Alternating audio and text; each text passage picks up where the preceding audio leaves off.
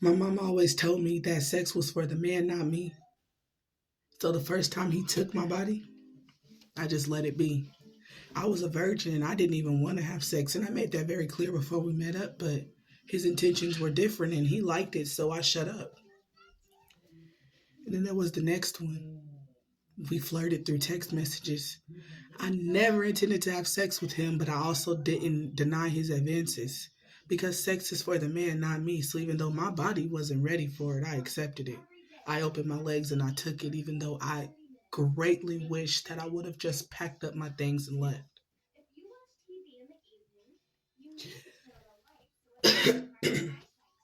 Being in a relationship with the man who started your relationship out with you saying no and him doing it anyways makes it a routine thing. And since my mama said that sex is for the man and not me, that was what I embodied. I didn't realize until after I survived through two domestic violence relationships that my mother was giving me that advice through her trauma. That my mother said no and her abuser continued. So when she said sex is for the man, not me, she meant sex was for him, not me. She meant I allowed this to happen to me. So I don't really know how to explain real love to you. So I don't really know how to explain consensual sex to you because I never consented. It just happened. And then it became natural and normal. So that was just my reaction to just lay there and allow him to take my body and just lay there and allow him to use me. So that became me for about 11 years. Two different relationships. Being abused, still allowing it. Being taken advantage of when I'm saying no, still allowing it. Now, did I want it sometimes? Indefinitely. And that was another thing my mom warned me about. The first time you have sex, you're going to want it a lot. So you better be careful who you give it to.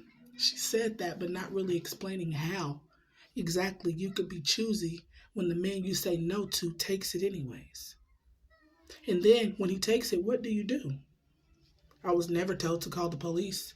I was never told to scream and fight. I was never told to do anything, so I just did fight or flight. And guess what I chose? Flight.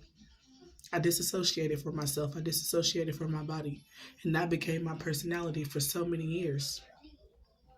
But after a talk with my pastor today, I no longer have that fear. You see, I left my last domestic violence situation 2 years ago, and I told myself that will never be me again. I will never be abused. I will never be raped again. And the extent of my abuse was not rape, but rape was definitely a part of it. Um, I just remember so many times that I was left tarnished. I remember so many times I was left laying on the bed or the floor and wondering why he did that to me. But then also remembering that he used to beat, choke, kick, and punch me. So if he would do all of that to me, why wouldn't he take my body? So 2 years ago, when me and my children left out of town, I said that'll never be me again until I was alone with a family friend. Before he even came, I said no. But do you think that stopped him? No. And no matter how much I pleaded, no matter how much I covered myself, no matter how much I said, don't do this, he told me I knew I wanted it and to shut up. And even though I cried, he didn't stop. Did I scream? No, because I was so worried about my children and waking them up. But at the end of the day, I should have just fought for my life. But that's something I've never done before. I've never forced myself to fight. I've never forced myself to stand up. And although I went through all this healing, I thought that I was ready. I thought that I was ready to just fight, but the devil called my bluff. He used the very thing that held me down for so many years, rape. But guess what? Today, I look rape in the eyes and I say, you are no longer one of my fears.